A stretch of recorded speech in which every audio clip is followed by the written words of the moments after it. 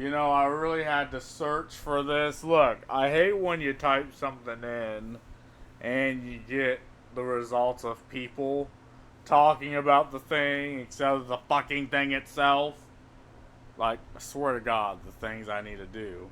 So apparently, Grummz supports censorship, and I don't know how long ago this was, or if he's probably changed his mind. But the point isn't this tweet in particular, right? I'm just gonna give my opinion on censorship as a whole. Because look, when it was the wild, wild west of the internet, like on YouTube, you could like legitimately see beheading videos, and like there was straight up pornography on YouTube, right? And in a sense, that was very, very, very bad. But you also got some of the coolest fucking channels. Like what made YouTube popular was the street fight videos. Where people literally like people paid money just to watch a couple of fucking homeless guys beat the fuck out of each other, and it was entertaining. And that's how YouTube grew. Now YouTube is a multi-billion-dollar company, and now they primarily go for corporate and advertising interests over like PewDiePie, the very fucking person or people who made YouTube popular. And in video games, when it was the wild, wild west of gaming, you had games like Manhunt, where you literally shot up a school. Like that was the whole premise of the game, was you shooting up a school. And you had Postal, where you could set people on fire and piss them out. Like you had games that wouldn't be allowed, like GTA or Mortal Kombat. You had games that, if they were made the way back then, they simply would not be allowed on Steam, because Steam has this very nebulous rule about not allowing shocking content. Like, what the fuck does that even mean? Like, and in the case of Manhunt and Postal, yeah, you could argue they were shocking games. But so is the Baldur's Gate 3 bear sex scene. Like, that's very shocking, but it's allowed. And at this time, you had, yeah, some of the weirdest fucking games. It's just flat out shovelware, oddly mechanical games. But you also had some of the best fucking games ever. Art was allowed to flourish. Games were allowed to flourish. Right? You had the worst games, the shocking games. You had the good, bad, and the ugly.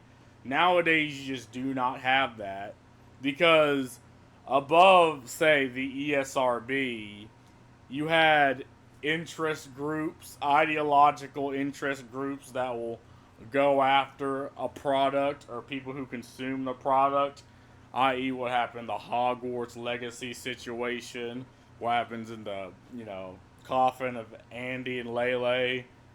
For a little bit, it happened with Helldivers, but it's what happened with Stellar Blade, right? So you have the ESRB, which at the time of its inception was just a perfect rule. It's like, okay, you had, E for everyone games, so games that your fucking children could play. You had T for teens, which is between 15-ish, 16, 17, and 18. And then you had M for mature, so 18 plus, right? And this could encompass really. And well, there was also the AO, the adult only uh, rating, which I think was it Mortal Kombat, or I think it was Manhunt that got it. I think Manhunt was the only game that got the adult only rating, not because of anything sexual, but because of the premise. And I feel like this was when, like, the pinnacle of gaming, because games were allowed to be shit.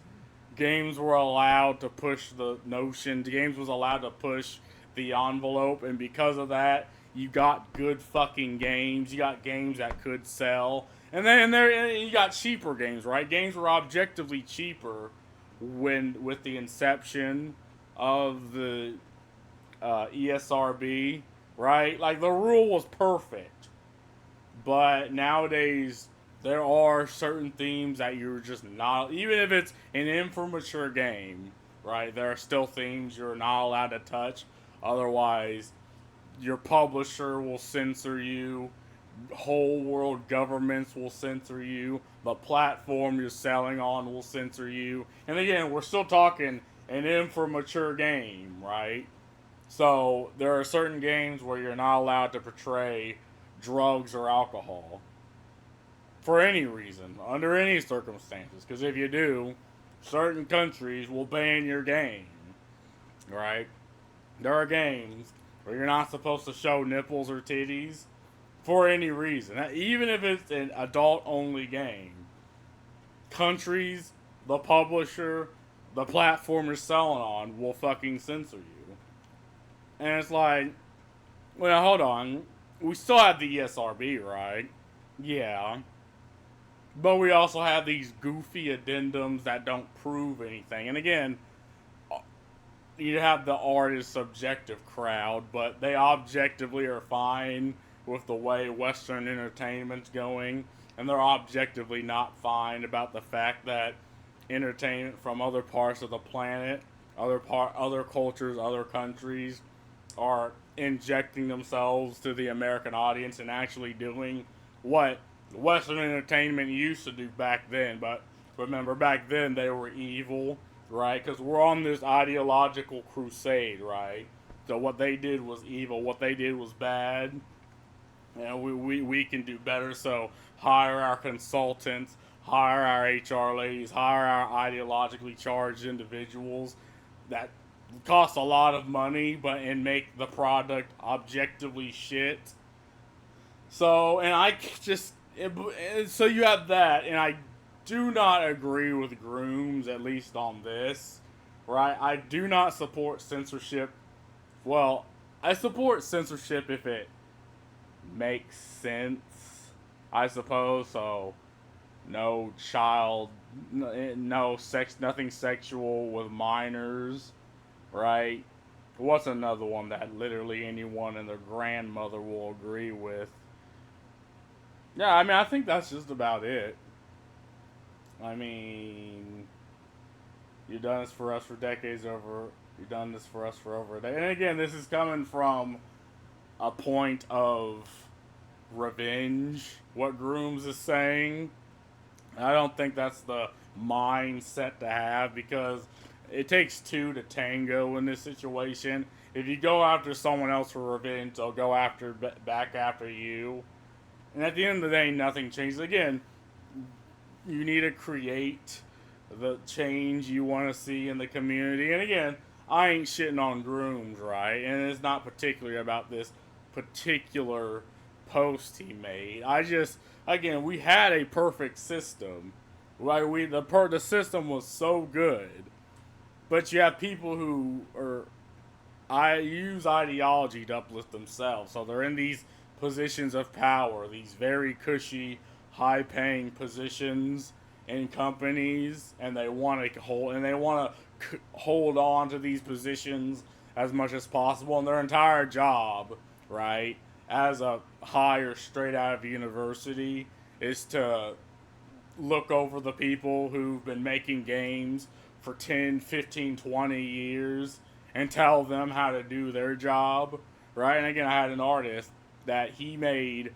well, what did he make that he talked to me about? He made like 3D sprites. So like these 3D pixel sprites of characters that, and like you even in the 3D sprites where you had two whole pictures where you could tell if it's a man or a woman, right? He would make specifically only women 3D sprites, and they would still ask him to censor. And it's like, my brother in Christ, how are the people supposed to know if they're a man or a woman? And he asked that question, and I think he was called in to like a meeting with, I don't know, the HR lady and like some other goofy woman that, I guess, what was the title she had? It was like the anti-gender something, whatever.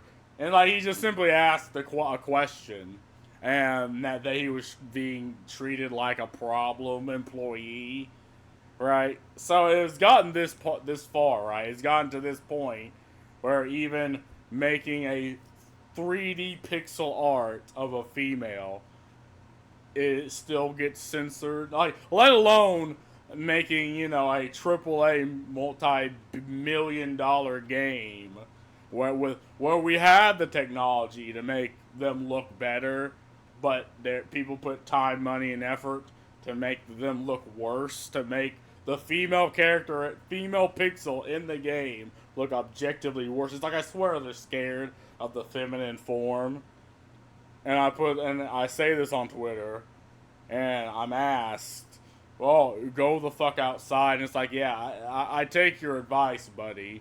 I work a job, and you know what women I see? Not the ones that are in AAA games, right? Not the woman, like, I might see them, but, if you go to, like, the swimming pool, or, like, a beach, or say you go to the fucking bar, you see the women that Western games used to make. Women that look presentable, that don't have the colored hair, that don't have the daddy issues or the rotten personality. Like, I take your advice. Maybe you should take your own advice, and maybe you can see the world the way I do. And again, reality isn't the point, it's fiction, right? The point of fiction is to escape reality, but they don't believe. They're like, no, it's fiction, therefore it's reality. And again, the evangelical Christians had this exact same idea, right? Like, when the conservatives were in power, they're like, oh, if you play a violent video game, you're just going to be violent. And it's something that sounds good to the normie, because it's like, why would you play a simulation of violence? And again, the point is, it's fiction. It's not reality. In a game, you're supposed to play the game. And this is one of those things that it's just baked into the American culture. And it's absolutely a negative, right? Because grown-ass adults don't think this way. People who aren't trying to push ideology down your throat don't think this way. It's predominantly people on this moral crusade who has this ideological bent that thinks like 12-year-old girls. And there's nothing wrong with 12-year-old girls. I just don't care the opinion of a 12-year-old girl.